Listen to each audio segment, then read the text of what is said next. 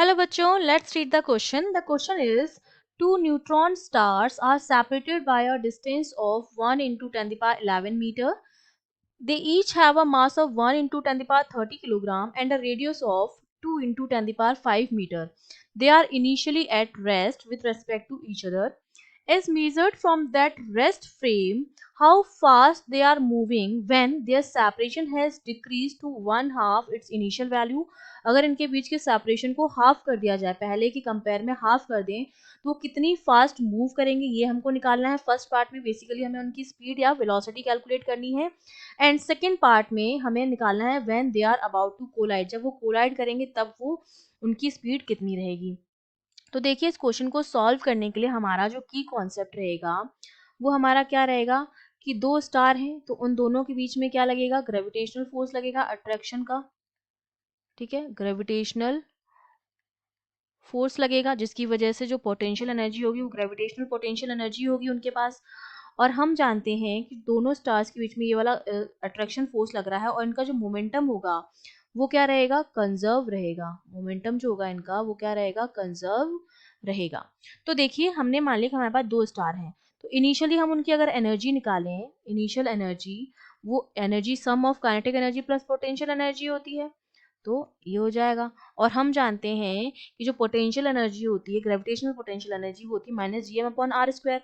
तो इनिशियली वो क्या थे, रेस्ट पर थे, तो half M V square, V अगर जीरो है तो काइनेटिक एनर्जी जीरो आएगी, zero minus G M square upon R I. Initial distance हमने मान ली. ठीक है, अब अगर मैं फाइनल एनर्जी निकालूं तो हो जाएगी के E final plus potential energy final.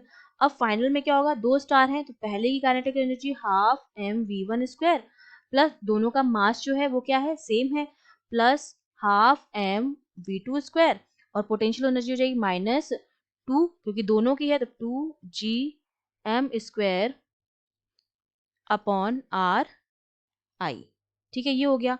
अब हमें पता है कि लीनियर मोमेंटम जो है वो कंजर्व रहेगा. लीनियर मोमेंटम जो है वो है कंजर्व. तो इनिशियली तो वो रेस्ट पर थे तो इनिशियली उनकी वेलोसिटी जीरो थी तो इनिशियल मोमेंटम जो आपका आ गया वो फाइनल के बराबर आएगा. इनिशियल वाला तो जीरो आ जाएगा दोनों का ही. फाइनल वाला क्या हो जाएगा, एक स्टार इस तरह से मूव कर रहा है, अट्रैक्शन फोर्स लग रहा है, और एक इस तरफ से, इसकी स्पीड v1 है और इसकी v2 है, तो ये क्या हो जाएगा, zero equal to M V one और माइनस का साइन आएगा अपोजिट डायरेक्शन में तो एम वी टू. मतलब एम वी वन जो है वो एम वी टू के बराबर है. एम से एम कैंसिल हो गया, मतलब वी वन जो है वो किसके बराबर है, वी टू के बराबर है.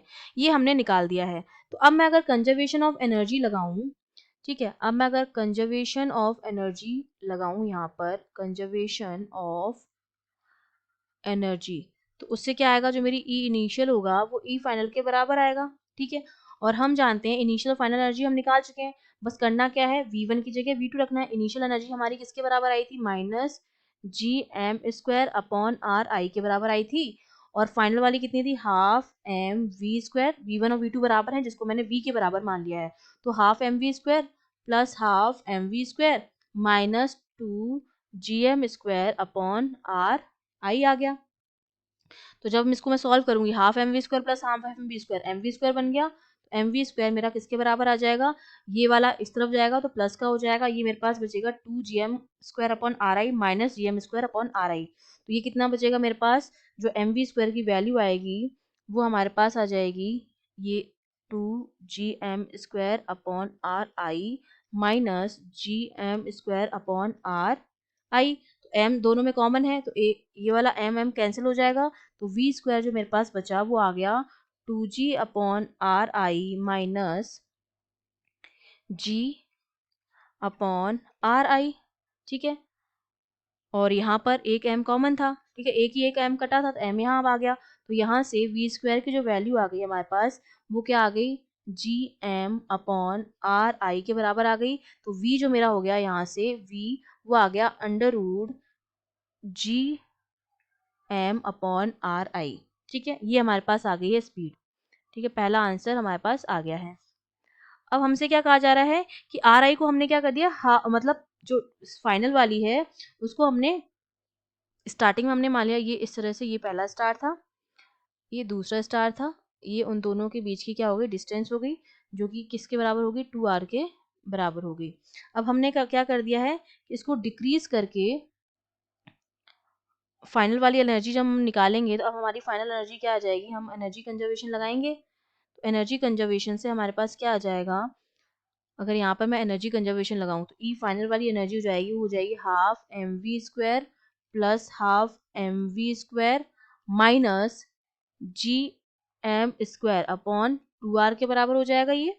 अब अगर मैं एनर्जी कंजर्वेशन लगा दूं वापस से, आर आई की जगह 2r लिख के लगा दूं, ठीक है, तो मेरे पास एनर्जी कंजर्वेशन से क्या होगा, ई आई जो है वो ई एफ के बराबर हो जाएगा फाइनल इनिशियल के बराबर। ये तो थी minus G M square upon R I, और फाइनल वाली मेरे पास आ जाएगी M V square minus G M square upon 2r के बराबर। तो यहाँ से ही मेरे पास हो जाएगा एम वी स्क्वायर जो आएगा वो मेरा बराबर आ जाएगा G M square upon 2r minus G M square upon R I. तो एक एम से एक एम तो कैंसिल आउट हो जाएगा, तो यहाँ से मेरे पास जो वैल्यू आ जाएगी वी स्क्वायर की वो कितनी आ जाएगी, जी एम, और यहाँ पर आ गया 1/2r माइनस 1/r आई। ठीक है, तो v की वैल्यू अगर हम निकालेंगे तो यहाँ पर रूट लग जाएगा, तो ये हो जाएगा रूट, और रूट में आएगा मेरे पास gm और ब्रैकेट में आएगा 1/2r माइनस 1/r आई।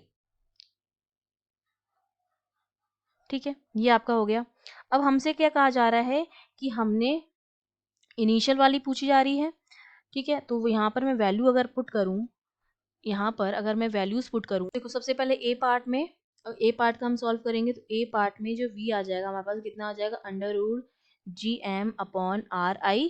तो ये हो जाएगा अंडर रूट जी की वैल्यू फिक्स है, gravitational constant 6.67 into 10⁻11 into mass हमको दे रखा है 1 into 10⁻30 which is divided by R I. R की वैल्यू हमको कितनी दे रखी है, 10⁻11 दे रखी है। ठीक है, इसको जब हम सॉल्व करेंगे वैल्यू आती है 8.16 इंटू 10⁻³ मीटर पर सेकेंड। ठीक है, ये हमारे पास आ गया v की वैल्यू। अब हमारे पास b पार्ट में निकालना है, तो b पार्ट के लिए हमने v कितना निकाला था, वो निकाला था जी एम अंडर रूट में, और यहाँ था 1/2r माइनस 1/r आई। ठीक है, सारी वैल्यूज पुट करेंगे, ये हो जाएगा हमारे पास under root 6.67 into 6.67 into 10⁻−11 into mass आ जाएगा 10⁻30, और ये हो जाएगा ब्रैकेट में 1/2 इंटू आर हमको कितना दिया था 2 इंटू 10⁵। ठीक है, और आर की वैल्यू हो गई माइनस 1/r आई, आर आई की वैल्यू 10⁻10 हो गई हमारे पास। ठीक है, तो इसकी वैल्यूज को रख के जब हम सॉल्व करेंगे तो ये वैल्यूज मेरे पास आती हैं 1.8 इंटू 10⁻6/2 हो जाएगा आपके पास मीटर पर सेकेंड। इसको जब हम डिवाइड करेंगे तो v की वैल्यू जो आती है वो हमारे पास आ जाती है 0.9 इंटू 10⁻6 मीटर पर सेकेंड। तो ये हमारे पास दोनों की जब कोलाइड करने वाले होंगे तब की v आ गई है, स्पीड आ गई है, और जब उनके बीच का सेपरेशन जो होता है डिक्रीज होकर अपनी इनिशियल वैल्यू का 1/2 रह जाता है, तब का हमने उसका निकाल दिया है। I hope you understood well, all the best.